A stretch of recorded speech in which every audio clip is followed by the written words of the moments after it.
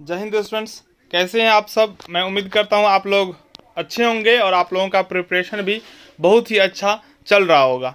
Important questions के series में यह 7वां क्वेश्चन है। इससे पहले 6 क्वेश्चंस अपलोड किए गए हैं, आप लोग देखे होंगे। अगर नहीं देखे हैं तो ज़रूर देख लें। सभी वीडियो का लिंक इस वीडियो के डिस्क्रिप्शन में मिल जाएगा।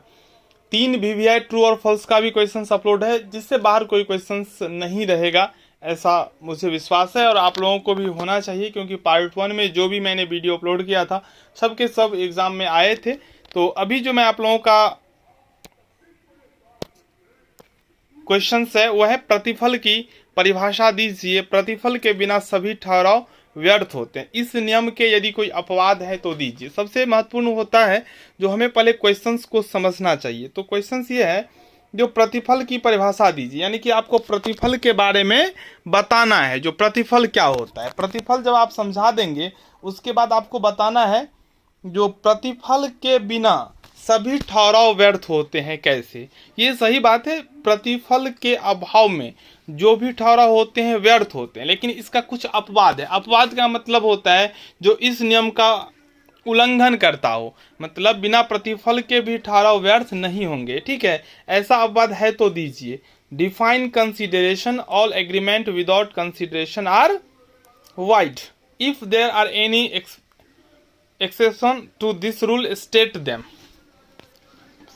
चलिए, तो अब हम लोग सबसे पहले जानते हैं जो प्रतिफल क्या होता है। तो प्रतिफल बहुत आसान है, आप लोग आराम से समझ सकते हैं। मैं एक एग्जाम्पल के थ्रू आपको समझा रहा हूँ। ए और बी के बीच में मैं जो भी टॉपिक समझाया हूँ एग्जाम्पल के थ्रू समझाया हूँ, जो आपको आराम से याद हो गया होगा, ऐसा मैं उम्मीद करता हूँ। ए और बी दो व्यक्ति है।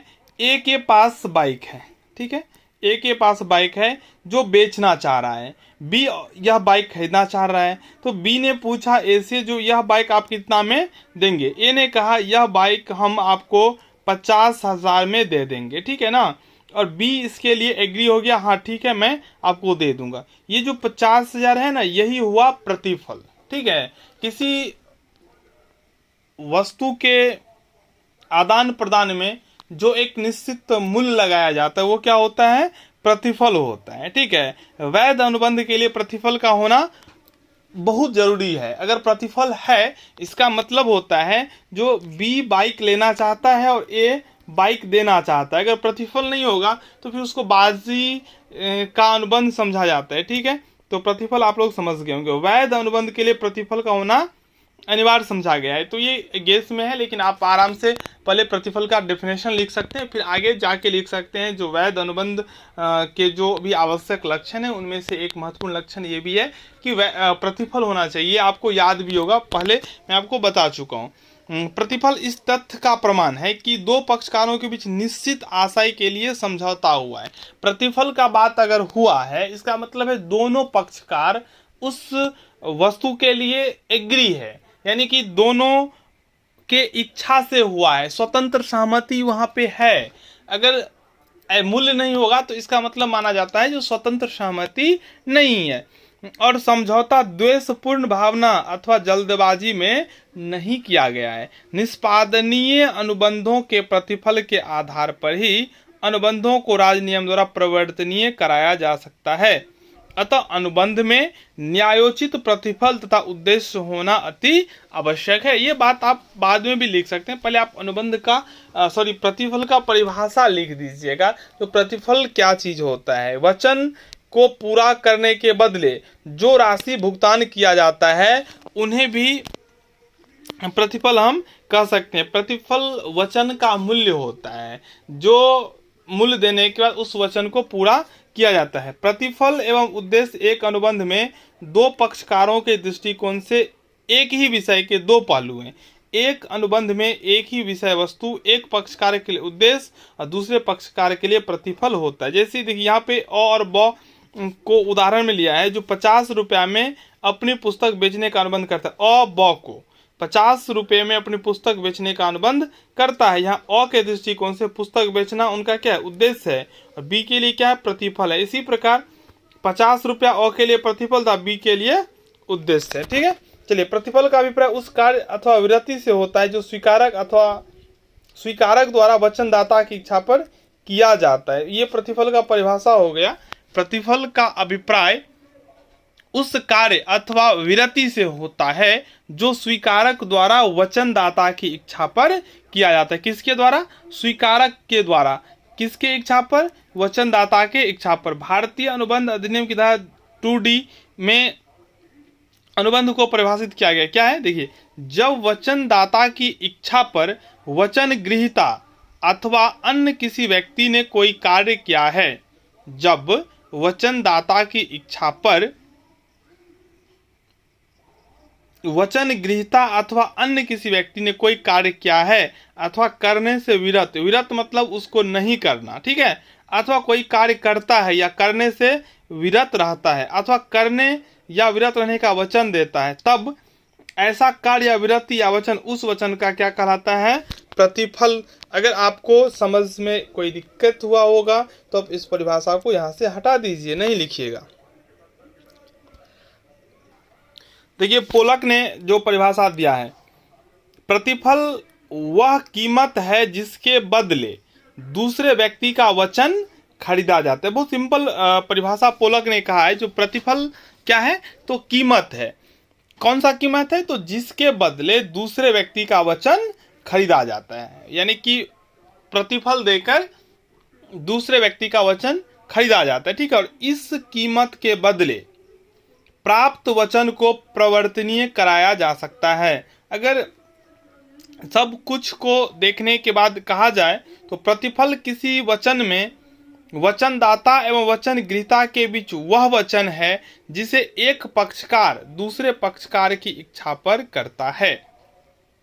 प्रतिफल किसी वचन में, कोई ठहराव में वचनदाता एवं वचन गृहीता के बीच वह वचन है जिसे एक पक्षकार दूसरे पक्षकार की इच्छा पर करता है। वैध अनुबंध में इन तीनों तत्वों का होना अनिवार्य है, अन्यथा अनुबंध अधूरा समझा जाता है। अनुबंध क्रय करने के लिए प्रस्ताव, स्वीकृति एवं प्रतिफल अत्यंत आवश्यक समझा गया है। प्रस्ताव को अनुबंध का नींव कहा जाता है। चलिए आगे हम लोग देखते हैं प्रतिफल से संबंधित नियम। पहला, कार्य करने अथवा विरत रहने का वचन। प्रतिफल प्रस्तावक की इच्छा पर कुछ कार्य करने अथवा न करने का होता है। प्रतिफल प्रस्तावक की इच्छा पर कुछ करने अथवा न करने का होता है। इसमें स्वीकारक भविष्य में कुछ कार्य करने अथवा न करने का वचन लेता है। इसमें प्रस्तावक का इच्छा क्या होता है? कुछ कार्य करने अथवा न करने का। स्वीकारक इसे क्या होता है? तो वचन देता है जो हम यह काम करेंगे अथवा नहीं करेंगे। आगे है निष्पादित प्रतिफल। निष्पादित प्रतिफल में क्या होता है? तो प्रतिफल का भुगतान वचन के साथ ही कर दिया जाता है। इसमें प्रतिफल वचन के साथ ही पूरा कर लिया जाता है, ठीक है। आगे है विगत अथवा भूत प्रतिफल। विगत अथवा भूत, भूत मतलब जो पहले ही हो चुका है, ठीक है ना। प्रतिफल भूतकाल में किया गया कोई कार्य या विरति हो सकता है जिसमें पक्षकारों को कार्य का लाभ पहले ही प्राप्त हो चुका है। यह प्रतिफल अंग्रेजी विधि में मान्य नहीं होता, यानी कि पास्ट कंसिडरेशन अंग्रेजी विधि में मान्य नहीं है, लेकिन ये मान्य है अंग्रेजी विधि को छोड़कर। प्रतिफल भूतकाल में, यानी कि पेमेंट भूतकाल में अगर कर दिया गया हो फिर भी यह मान्य होता है। फिर आगे प्रतिफल प्रस्तावक की इच्छा पर। प्रतिफल में किया गया कार्य या विरति प्रस्तावक की इच्छा पर होना चाहिए। प्रतिफल में किया गया कार्य या विरति प्रस्तावक की इच्छा पर होना चाहिए। यदि किसी अन्य व्यक्ति की इच्छा पर कोई कार्य किया जाता है तब वह प्रतिफल नहीं समझा जाता है। प्रतिफल किसकी इच्छा पर होना चाहिए? प्रस्तावक की इच्छा पर होना चाहिए। यदि किसी दूसरे व्यक्ति की इच्छा पर कोई कार्य किया जाता है तो वह प्रतिफल नहीं समझा जाता है। इस निर्णय की पुष्टि दुर्गा प्रसाद बनाम बलदेव नामक विवाद में की गई। आगे है प्रतिफल वचन गृहीता या अन्य व्यक्ति द्वारा। भारतवर्ष में प्रतिफल वचन गृहीता या अन्य किसी व्यक्ति की ओर से दिया जा सकता है। भारत में प्रतिफल वचन गृहीता या अन्य किसी व्यक्ति की ओर से दिया जा सकता है, लेकिन अंग्रेजी राजनय में प्रतिफल प्रस्तावक की इच्छा पर वचन गृहीता द्वारा ही दिया जाना चाहिए, ठीक है।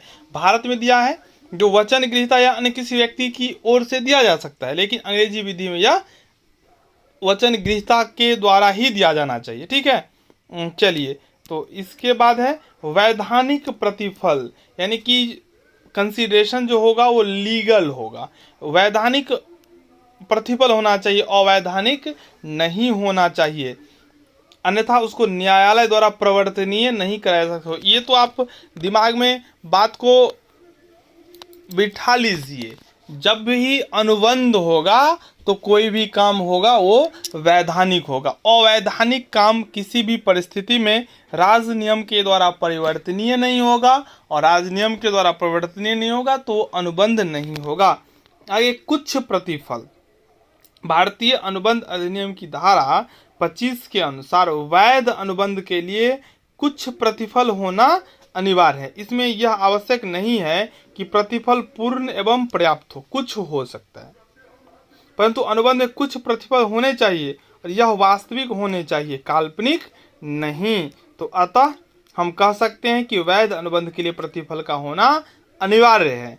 ठीक है, जिसके अभाव में अनुबंध को क्या समझा जाता है, तो व्यर्थ। इसके कुछ अपवाद हैं, जो अपवाद आपको मैं अब बता रहा हूँ। पहला, स्वाभाविक प्रेम के कारण समझौता। अगर आपसी प्रेम और सौहार्द के कारण कोई समझौता हो रहा है, इस स्थिति में अगर प्रतिफल नहीं भी है फिर भी वह अनुबंध वैध होगा, लेकिन कोई जो है ना संबंध होना चाहिए, निकट संबंध होना चाहिए। ये बात आप समझ लीजिए, अगर निकट संबंध नहीं है तो ऐसा नहीं होगा। फिर ऐच्छिक कार्य की क्षतिपूर्ति, यदि कोई व्यक्ति किसी दूसरे व्यक्ति के लिए स्वेच्छा से कोई कार्य करता है, अपने मन से कोई कार्य करता है, तथा दूसरा व्यक्ति उस कार्य के बदले कुछ क्षतिपूर्ति करने का वचन देता है, तब वह अनुबंध भूतकालीन प्रतिफल के आधार पर वैध समझा जाता है। परंतु इस संबंध में यह तथ्य महत्वपूर्ण है कि जिस समय कार्य किया गया था उस समय वचनदाता को उसके लिए उत्तरदायी बनाया जा सकता था, अर्थात वह अनुबंध करने की क्षमता रखता था और काम वैधानिक। आगे है कालातीत ऋण, यदि किसी ऋण की वसूली विधि द्वारा असंभव हो तो वह ऋण कालातीत ऋण समझा जाता है। ऋणी द्वारा ऐसे ऋण की अदायगी का वचन वैध अनुबंध समझा जाएगा, परंतु यह अनुबंध लिखित तथा ऋणी अथवा उसके द्वारा अधिकृत व्यक्ति द्वारा हस्ताक्षरित होना ही चाहिए। तो प्रतिफल से जुड़े जो भी महत्वपूर्ण बातें हो सकता था वो इसमें मैंने कवर कर दिया। बहुत जल्द अगला वीडियो अपलोड होगा, आप लोग देखते रहें। धन्यवाद।